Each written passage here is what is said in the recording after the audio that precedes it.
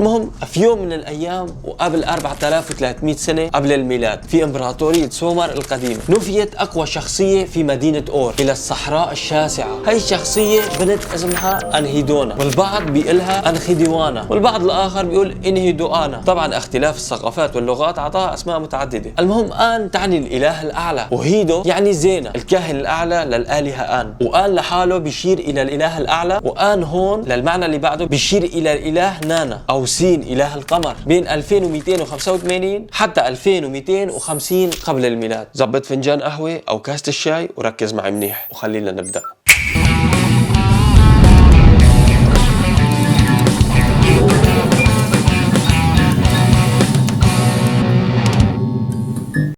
أعزائي المشاهدين، السلام عليكم ورحمة الله وبركاته. أهلا فيكم في حلقة جديدة من برنامج إكس. المهم أنهيدونا أميرة أكادية وكاهنة الإله الأعلى نانا، مثل ما قلنا إله القمر عند السومريين في مدينة أور. وبما أنها كاهنة عالية فكانت تستلم دور سياسي قوي، يعني من البنات الملكيات. أنهيدونا هي عمة الملك الأكادي نارام سين، وهي أحد أقدم النساء المعروفات في ذلك الوقت في التاريخ، واعتبرت كبيرة كاهنات إله القمر وأول كاتبة عرفها التاريخ. وهي هي قصتنا.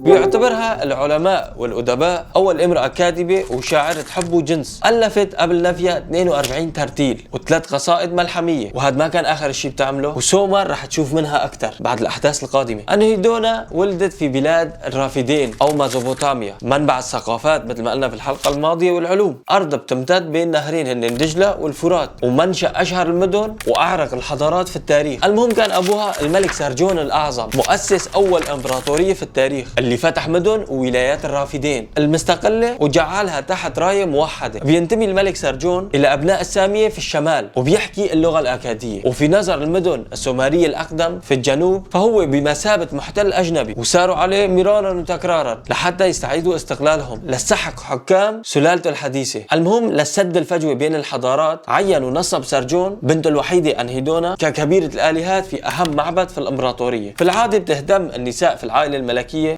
بالأمور الدينية، وتعلمت القراءة والكتابة باللغة الأكادية والسومرية والقيام بالعمليات الحسابية باللغتين.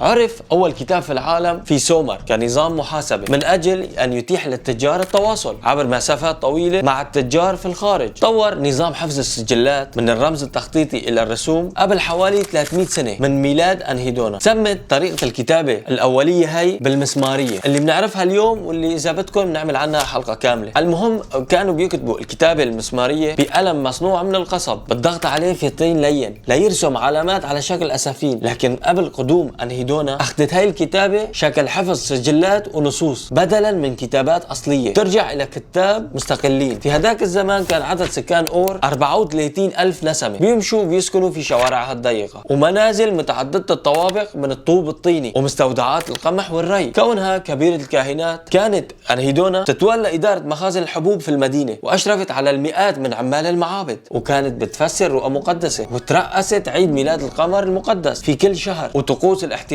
بالتساوي بالنهار وبالليل. المهم شرعت أنهيدونا في توحيد الحضارة السومرية القديمة من خلال النهضة الأكادية الحديثة، ولتحقيق هذا الشيء ألفت 22 ترتيل ديني بتجمع كلتا الأسطورتين. كانت كل مدينة في بلاد الرافدين تحت حكم إله راع، لهيك كرست ترتيلها لتعظيم آلهة الحكم في أكبر المدن، وفسرت علاقة الإله بالإله الآخر في إطار البانثيونية هيك شيء. وفي كتابتها مثلت الإله المنعزل سابقا على هيئة بشر تنازعوا وأحبوا واستجابوا لتوسل البشر. أشهر أعمال أنهيدونا الأدبية هو الشعر اللي كاتبته لآلهة الحرب والرغبة إينانا. إينانا أو نينا هي إله بلاد الرافدين القديمة المرتبطة بالحب والجمال والجنس والرغبة والخصوبة والحرب والعدالة والسلطة السياسية. وبعد سومر عبدها لاحقا الأكاديين والبابليين والأشوريين تحت اسم عشتار، وهذا الاسم معروف. كانت معروفة باسم ملكة السماء، وكانت رب معبد إينا في مدينة الوركاء، واللي كان لها مركز عبادة رئيسي. ارتبطت تحديدا بكوكب الزهرة، وكان من ابرز رموزها الاسد والنجم ذات الثماني نقاط، وهي الطاقة الالهية الفوضوية اللي بتشعل شرارة الكون. استمتعت إينانا بكل اشكال التعبير الجنسي، واعتبرت قوية للغاية لدرجة انه تجاوزت الحدود بين الجنسين، مثل ما عملت حاشيتها من البشر من مومسات المتشبهين بالجنس الاخر، مجتمع الميم يعني. وضعت أنهيدونا إينانا في اعلى منزلة عند البانسيون كاقوى اله. تميزت قصائدها اللي اهدتها لإينانا كاول مرة في التاريخ بالتاريخ بيستخدم فيها الكاتب ضمير أنا، وأول مرة تكتشف فيها الكتابة مشاعر عميقة وخاصة.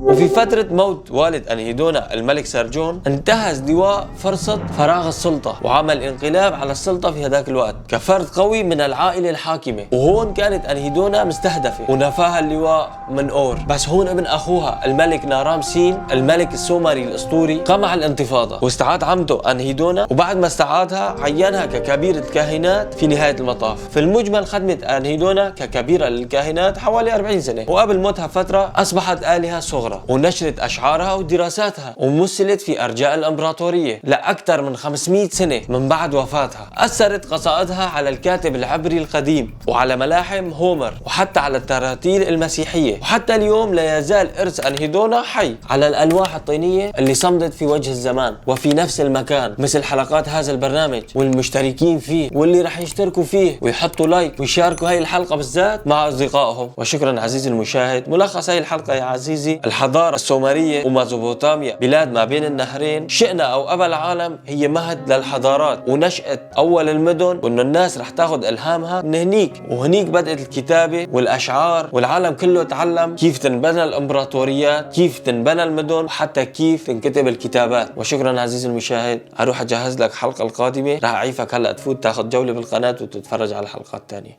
سلام.